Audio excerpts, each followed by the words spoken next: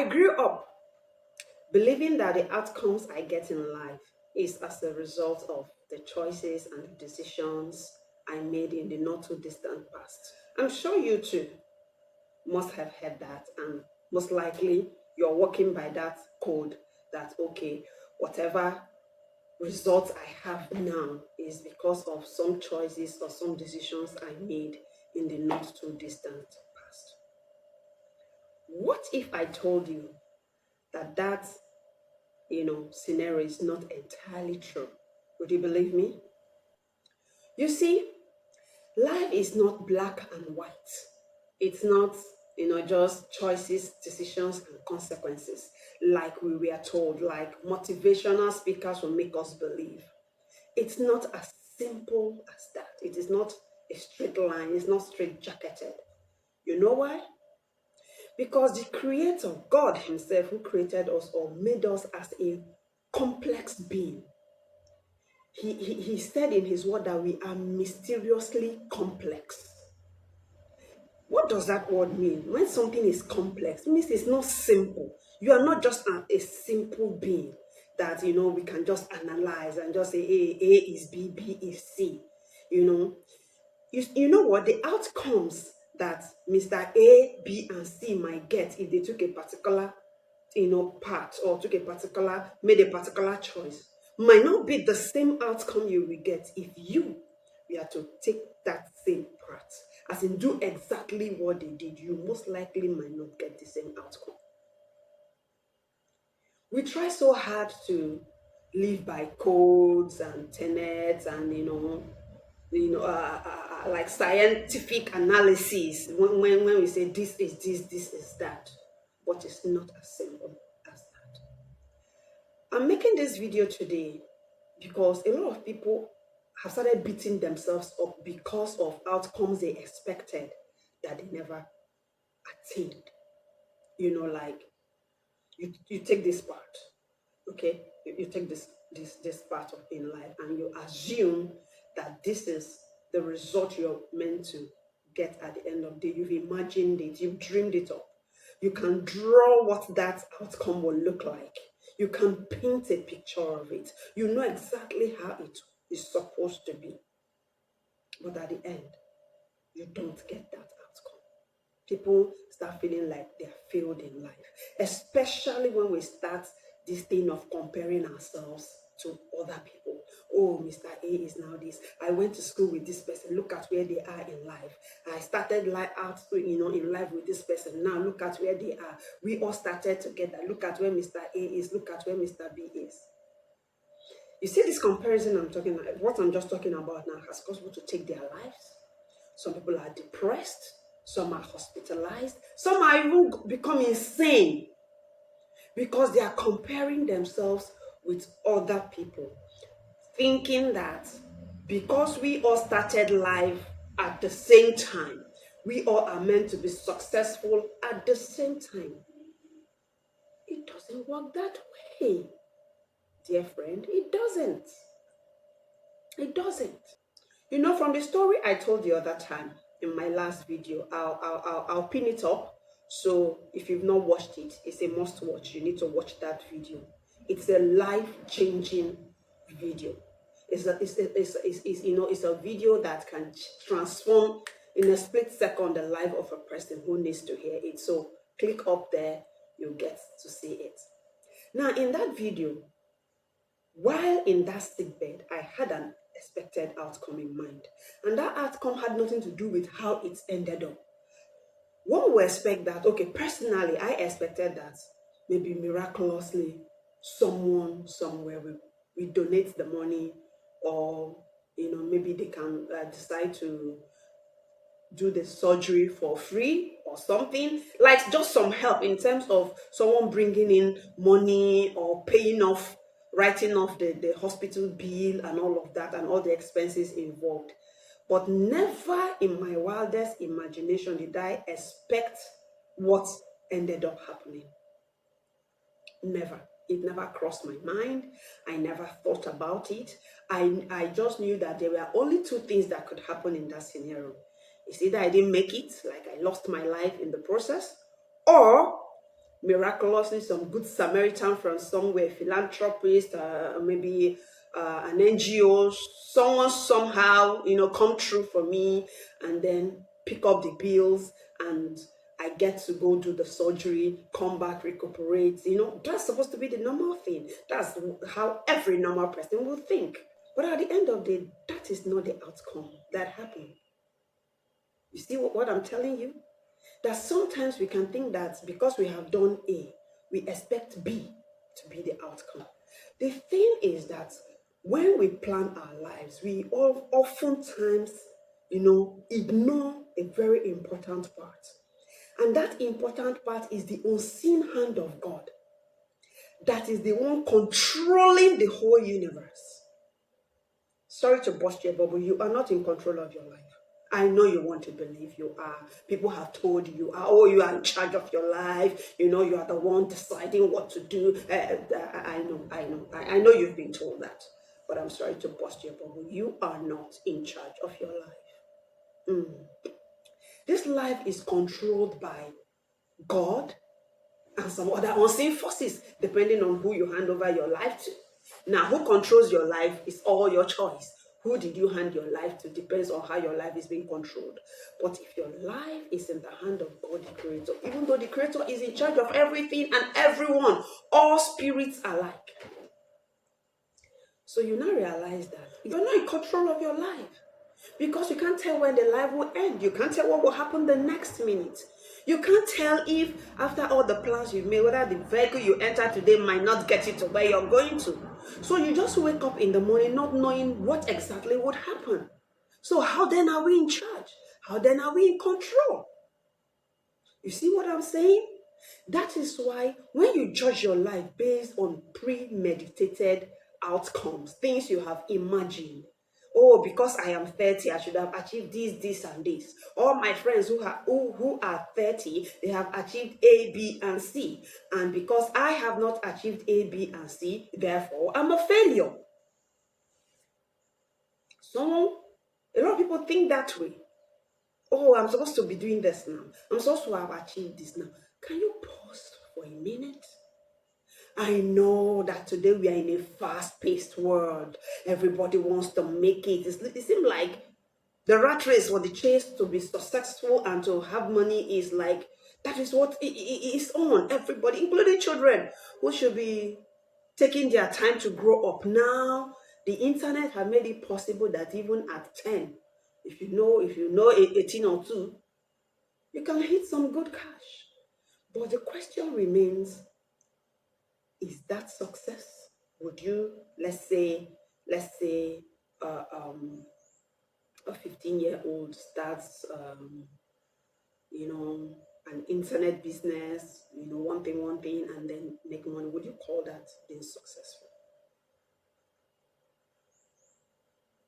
Success is not a general template. The definition of success is not generalistic. It's not one size fits all. Success is tied to purpose. Let me take that again. Success is tied to purpose. So before you start determining whether you are successful or not, you must first have ascertained what is your purpose here on earth. The main aim of today's video is to dissuade someone who have started beating themselves up, who have started thinking, I failed. I am still failing. How do I come out of this failure? How do I get myself out of this quagmire? I'm feeling so bad. I'm feeling so depressed. I'm feeling not so good.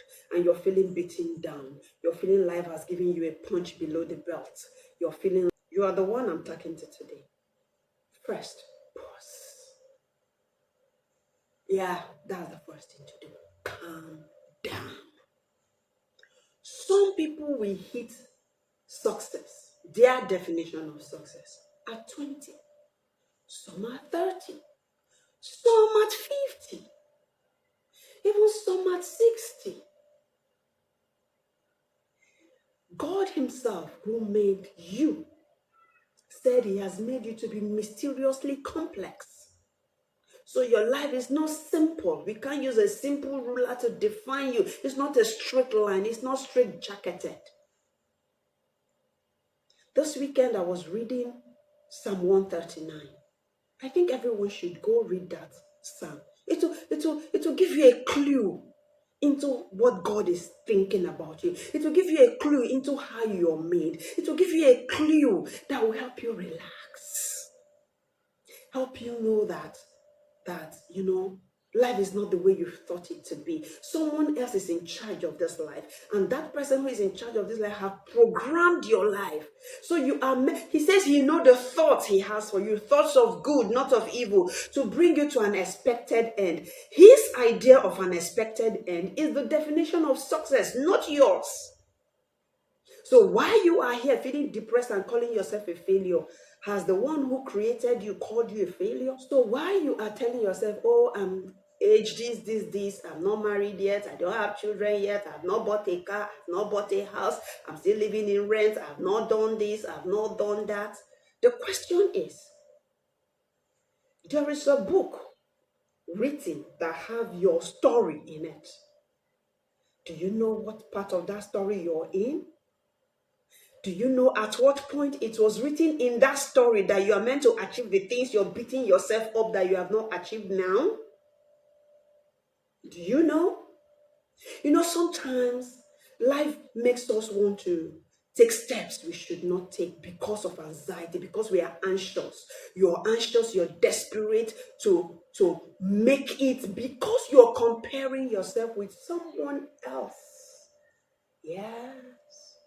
It is that comparison that leads to this desperation, leads to anxiousness, leads to depression, leads to even the rat race, leads people to go do things they shouldn't be doing.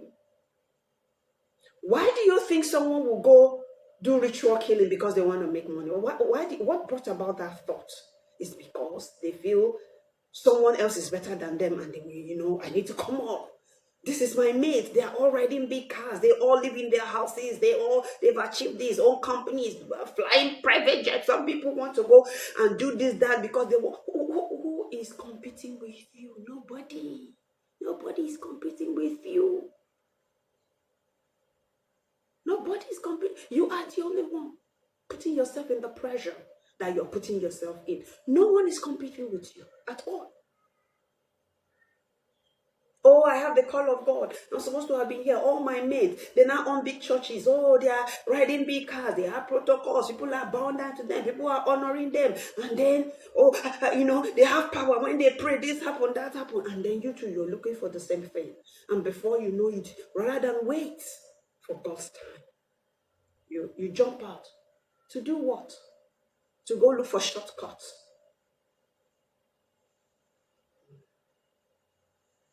And at the end of the shortcut, after you've done short-circuited your life,